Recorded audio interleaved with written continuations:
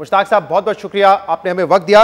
मुश्ताक साहब, world cup के लिए T20 वर्ल्ड कप के लिए एक स्क्वाड अनाउंस हुआ और उसके बाद उसमें हम चेंजेस देख रहे हैं और रिसेंटली जो है शोएब मलिक को इंडक्ट किया गया क्योंकि शोएब मकसूद इंजर्ड हो गए थे। इसके अलावा सरफराज अहमद, हैदर अली और फ़खर जमान को स्क्वाड में शामिल किया गया। कैसे देखते हैं आप पुराने वाले स्क्वाड को और जो तब्दीलियां हुई हैं उसके बाद इस स्क्वाड को? बिस्मिल्लाहिर्रहमानिर्रहीम। सबसे इंपॉर्टेंट चीज जो है कि पहले जो काफी मैंने प्रोग्राम्स में ये बात भी की थी कि जो जब आप टीम को सिलेक्शन कर लेते हैं ना, then I think you have to give that confidence to the players कि जी आपके ऊपर रिलाई कर रहे हैं। क्योंकि जब आपकी लोकल डोमेस्टिक फॉर्म के ऊपर जब आप सिलेक्शन के बाद आप चेंज करने की कोशिश करते हैं ना, तो एकदम ये खौफ जो होता है ना लड़कों के अंदर चला जाता है। बीइंग क्रिकेटर मुझे ये पता है कि जब आपको पता होता है कि ना कि शायद मेरी परफॉर्मेंस अच्छी ना हुई, तो जिसकी वजह से आपने देखा होगा जब ये रूमर्स चल रहे थे ना कि शायद चेंजिंग आ जाए, तो जितने भी लड़के ड्रॉप हुए और जो खेल भी रहे थे वो नेचुरल गेम नहीं खेल रहे थे अपना, जो रावलपिंडी में डोमेस्टिक मैचेस हो रहे थे। तो आई थिंक मेरा ख्याल है कि जो सिलेक्शन जो अब हुई है इसमें थोड़ी सी मैच्योरिटी भी आई है जो पहले हुई थी। ये बहुत इंपॉर्टेंट है शहजाद कि हमें जब भी कोई डिसीजन लेना होता है ना, we should buy some time और उसको थिंक अबाउट करते हैं और उसको अगर थोड़ा सा डोमेस्टिक क्रिकेट को देख लेते और डोमेस्टिक टूर्नामेंट को देख के अगर फैसला करते तो शायद इतनी चेंजेस ना आती। तो आप समझते हैं कि जो इंडक्शंस किए हैं वो बेहतर हैं, अब ये स्क्वाड बेहतर शक्ल में आपको नजर आ रहा है। लेकिन मुश्ताक साहब ये बताइएगा कि जब टीम अनाउंस की गई थी तो उस वक्त मोहम्मद वसीम जो कि चीफ सेलेक्टर हैं और रमीज राजा जो चेयरमैन है, उन्होंने कहा कि हमने यंगस्टर्स को सिलेक्ट किया है, हम एग्रेसिव क्रिकेट खेलना चाहते हैं, ऐसे प्लेयर्स को शामिल कर रहे हैं जो कि इंपैक्ट क्रिएट करेंगे और ये बेस्ट स्क्वाड है और आप इसको बैक करें। अब जब चेंजेस किए हैं तो कहा जा रहा है कि हम तजर्बेकार खिलाड़ियों को टीम में शामिल कर रहे हैं और ये बेस्ट स्क्वाड है, आप इसको बैक करें। तो ये एक महीने के अंदर हमारा बेस्ट स्क्वाड चेंज कैसे हो गया? जब आप एकदम फौरन फैसला कर लेते हैं ना, तो फिर आपको पता नहीं चलता कि हम क्या बात कर रहे हैं। इसके सबसे इंपॉर्टेंट चीज जो मैं आपको बताने जा रहा हूं कि उस कंडीशन को, यूएई की कंडीशन को सामने रखते हुए मेरा ख्याल है ये बेहतरीन स्क्वाड है। इसकी वजह ये है कि वहां पे यू नीड एक्सपीरियंस प्लेयर। वहां पे 160 170 स्कोर जो होगा वो पार स्कोर होगा, जो कि इंटरनेशनल जो ब्रांड चल रहा है वो 200 प्लस चल रहा है 2020 में, क्योंकि विकेटें फ्लैट होती हैं।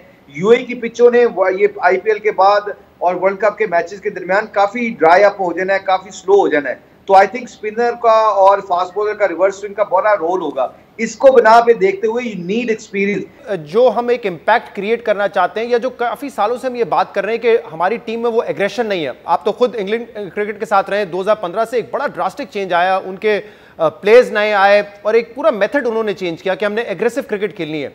तो हम अगर बार बार पुराने प्लेयर्स पे तो सवाल ये पैदा होता है कि वो नया विजन कैसे आएगा और उस विजन को इंप्लीमेंट करने वाले प्लेयर कैसे आएंगे, क्योंकि इन प्लेयर्स को तो हम काफी मर्तबा आजमा चुके हैं। आई थिंक ओवरऑल देखा जाए कंसिस्टेंसी तो हमारी कन्वर्सेशन में नहीं है, हमारी सिलेक्शन में नहीं है, हमारे प्लेयरों के दरमियान नहीं है। तो फिर प्लेयर के अंदर एक खौफ होता है, वो सेल्फिश खेलने लग जाता है, फिर वो अपने स्कोर का बड़ी इंपॉर्टेंट बात कर रहे हैं मुश्ताक साहब आप। और जरा मुझे ये बताइएगा कि अगर सेलेक्टर्स को अपनी सिलेक्शन पर एतमाद नहीं है, वो कहते हैं कि ये बेस्ट स्क्वाड है वर्ल्ड कप के लिए, और फिर उस स्क्वाड को वो खुद चेंज कर देते हैं एक महीने बाद, तो फिर वो एतमाद आप प्लेयर्स को कैसे दे सकेंगे जब सेलेक्टर्स को अपनी सिलेक्शन पे एतमाद नहीं है? यंगस्टर्स हैं, उनके ऊपर एक प्रेशर होता है। जितने भी लड़के थे, जो भी मैं नाम एक आजम का निकल, जिसका भी लड़का, जो भी लड़का जब आप सिलेक्ट कर लेते हो, तो जब उसके ऊपर ये आ जाता है मीडिया में कि जी शायद टीम चेंज हो, तो नेचुरली आपके ऊपर प्रेशर बिल्डअप हो जाता है। आप समझते हो कि यार शायद मुझे ड्रॉप कर लिया, अगर मैंने परफॉर्मेंस ना की, तो आप ज्यादा टेंस होकर खेलते हो। आई बिलीव दैट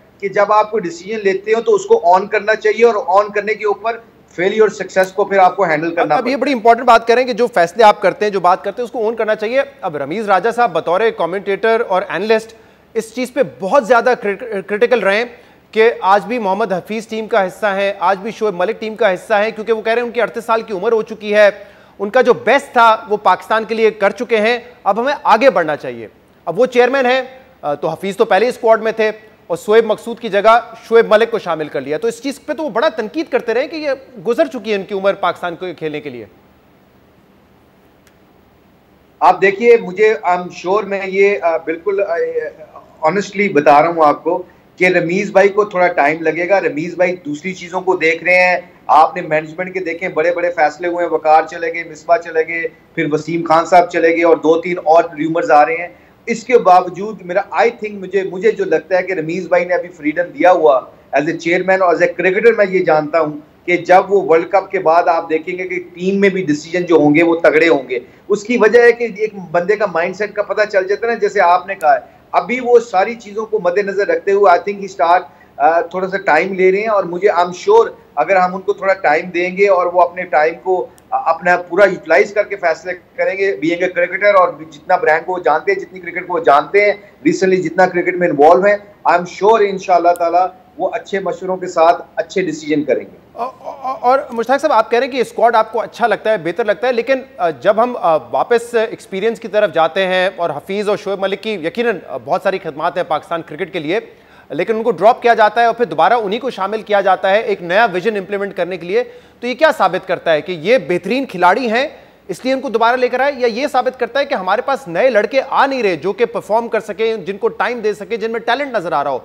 क्या साबित करता है? क्योंकि आप खुद माशाल्लाह बड़े जबरदस्त क्रिकेटर रहे, आपको पता है कि 20-22 साल उस क्रिकेटर का करियर होता है इंटरनेशनली जो कि एक लेजेंड होता है अपने मुल्क का, और उसके रन्स के अंबार होते हैं, विकेटों के अंबार होते हैं उनके। एक बात देखिएगा जी, 92 की वर्ल्ड कप की मैं एग्जांपल देता हूं, उसमें इमरान भाई और जुवेद भाई ये दो ऐसे सीनियर प्लेयर थे। You need solid people in your dressing room. Under pressure जो होता है ना शहजाद, आपका एक्सपीरियंस और आपकी बेसिक्स आपको हेल्प करती हैं। यंगस्टर्स के अंदर जब आप देखा कि इंजमामुल हक साहब जब वर्ल्ड कप शुरू किया तो 5-6 मैचों में कुछ नहीं किया उन्होंने, इसके बावजूद इमरान भाई उनको सपोर्ट करते रहे। ये यहाँ से होता है कंसिस्टेंट सिलेक्शन के ऊपर कि उनको ड्रॉप नहीं किया, वरना बहुत ज्यादा लोग कह रहे थे उस वक्त को इंजमाम को ड्रॉप कर देना चाहिए था, पर उनको पता था कि ये कभी भी मैच जिता सकता है, इतने कैपेबिलिटी वाला प्लेयर है। तो उसके बावजूद आप जो अभी कह रहे हैं कि आपको एक्सपीरियंस के साथ बड़े टूर्नामेंटों में यूथ चाहिए होती है, ये कॉम्बिनेशन लीथल कॉम्बिनेशन होता है शहजाद। इसकी वजह ये बता रहा हूँ, जब भी अंडर प्रेशर जब पाकिस्तान टीम की आएगी ना, तो वेयर यू गो, आप फिर जाते हो एक्सपीरियंस के पास। एक्सपीरियंस जब लड़के होते हैं वो फिर जैसे शुएब है, हफीज है, ये फिर क्या करते हैं कि फिर अपने आप को उस सिचुएशन में टीम को संभालने के टाइम देते हैं। तो आई थिंक ये आपकी एक बात तो बिल्कुल दुरुस्त है मुश्ताक साहब कि उस वक्त इमरान खान का, जावेद मियादाद साहब का एक्सपीरियंस था, आज शुएब मलिक हफीज का एक्सपीरियंस है, लेकिन एक्सपीरियंस के साथ साथ इमरान खान साहब और जावेद मियादाद साहब की जो क्रिकेटिंग एबिलिटीज है, जो उनका करियर था, उस पर कोई सवाल नहीं था, वो ड्रॉप नहीं होते थे, वो लेजेंड्स थे पाकिस्तान के। क्या उनको कंपेयर किया जा सकता है मोहम्मद हफीज और शोएब मलिक के साथ?